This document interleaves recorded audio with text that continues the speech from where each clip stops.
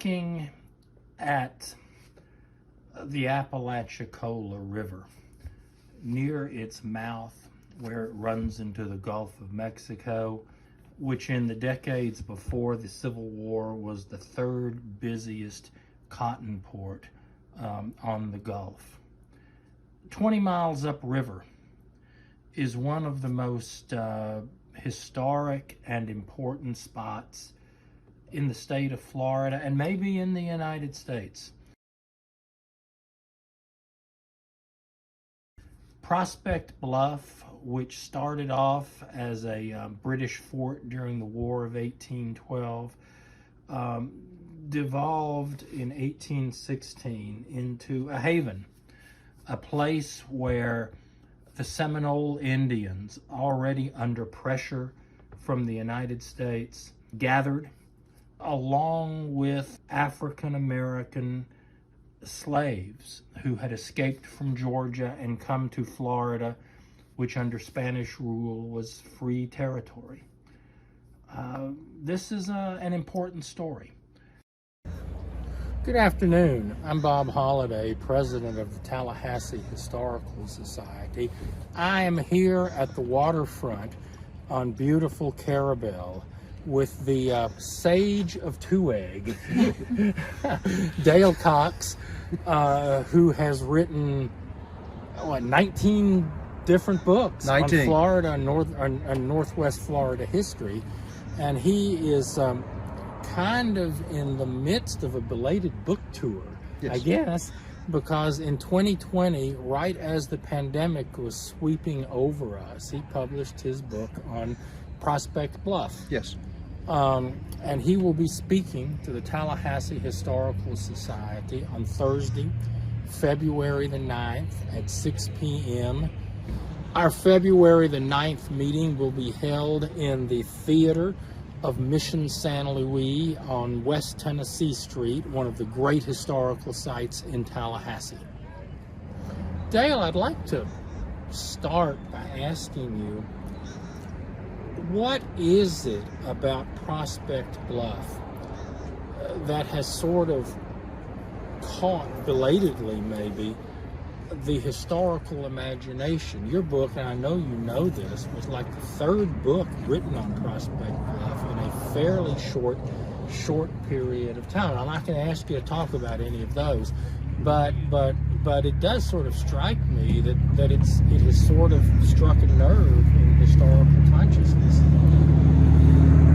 I think that Prospect Bluff has struck a nerve in historical consciousness because when people realized how vivid and deep this story really is, they wanted to know more about it.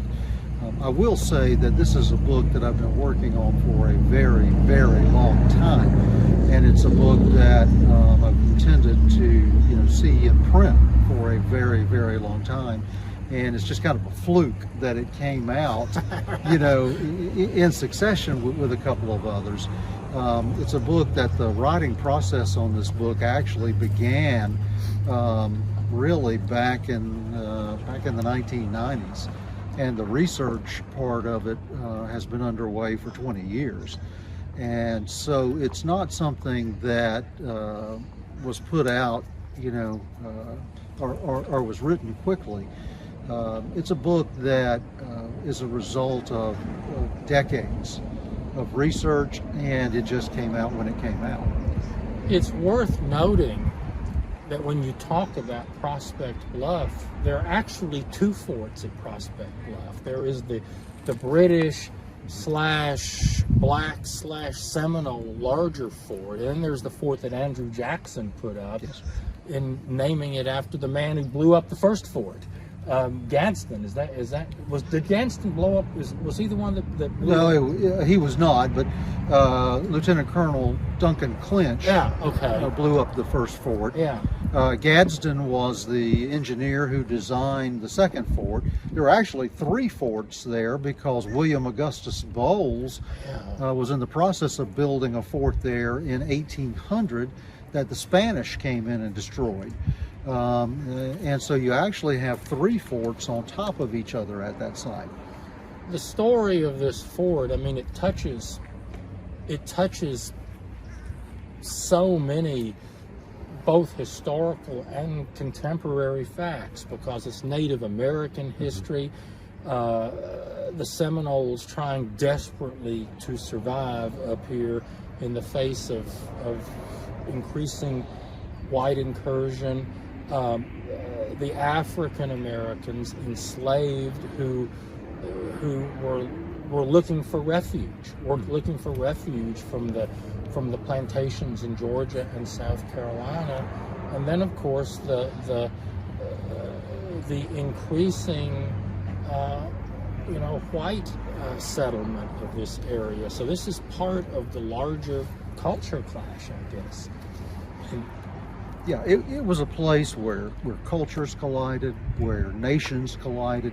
You had the Muskogee Creek Nation involved there. You had Great Britain involved there, Spain involved there, the United States involved there. It really was a place that was going to decide the fate of empires. Yeah. Based on what happened at this little low bluff 20 miles upriver from Apalachicola. Yeah. And, this is War of 1812. This is the first Seminole War later. This is those intervening years in between. And then you had this terrible moment in time where, the deadliest cannon shot in North American history was fired. A single cannon shot blew up the powder magazine there, right, and killed hundreds of people. Right. And you have all of this taking place there that determines not only the fate of this fort and the people in this fort, but this fort was a supply depot that the British had left to supply the Red Stick Creeks, the Seminoles, that depletes their supplies and their military hardware on the eve of the First Seminole War. And what would have happened in the First Seminole War had those military supplies not been depleted, before they are forced to confront Andrew Jackson, things could have turned out very differently. I mean, this is one of the yes, this comes after the Battle of New Orleans, where Jackson becomes a national hero, but this basically just enhanced his reputation, his national reputation. Yes. I know that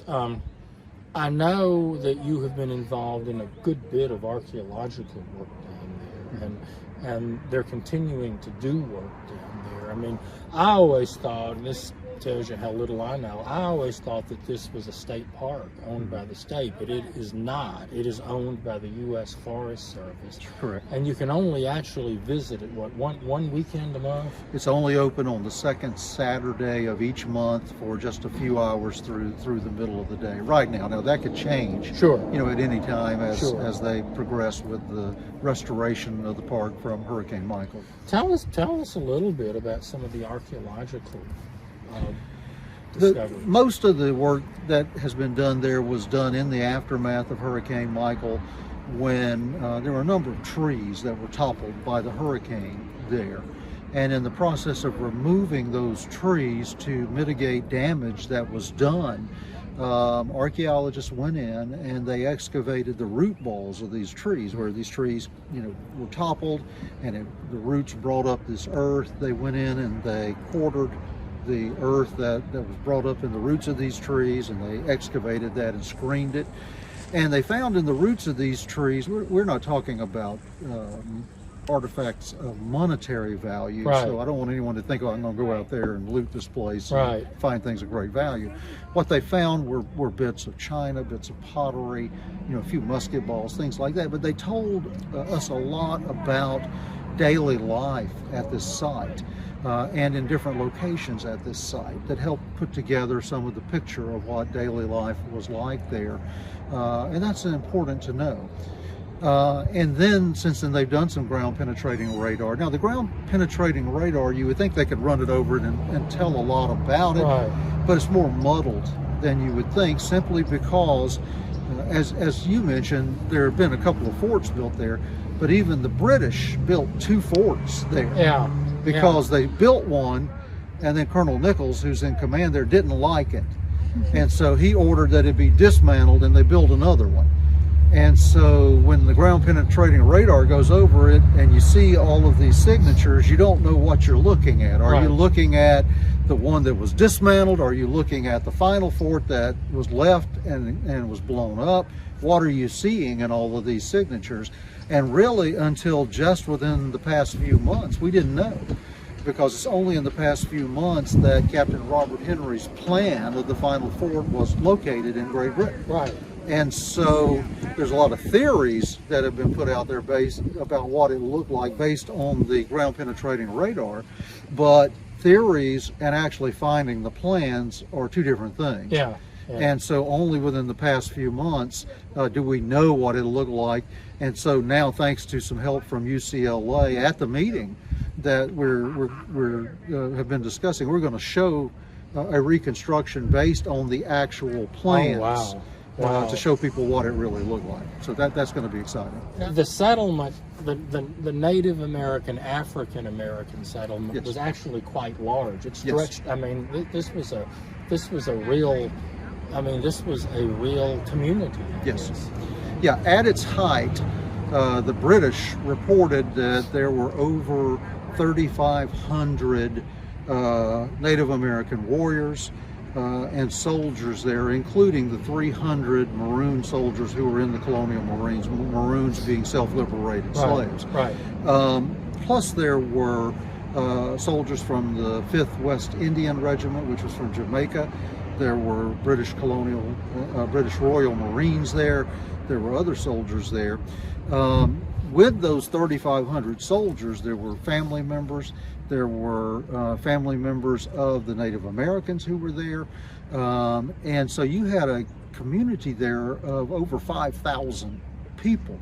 That made Prospect Bluff the largest community in Florida at the time. Wow. It's larger than St. Augustine. Wow. It's larger than Pensacola. During that winter of 1814, 1815, you have the largest community in Florida in the middle of the swamps on the lower Apalachicola River, being supported by the British war effort, during the War of 1812. Wow. Well, let me say again, our meeting will take place February the 9th, beginning at 6 p.m. Dale will be bringing copies of his book, several of his books and so forth, to sell and sign. And so we're really looking forward to this. This is going to be a great meeting. So thank you very much. Absolutely. And I'd say let's all go get warm.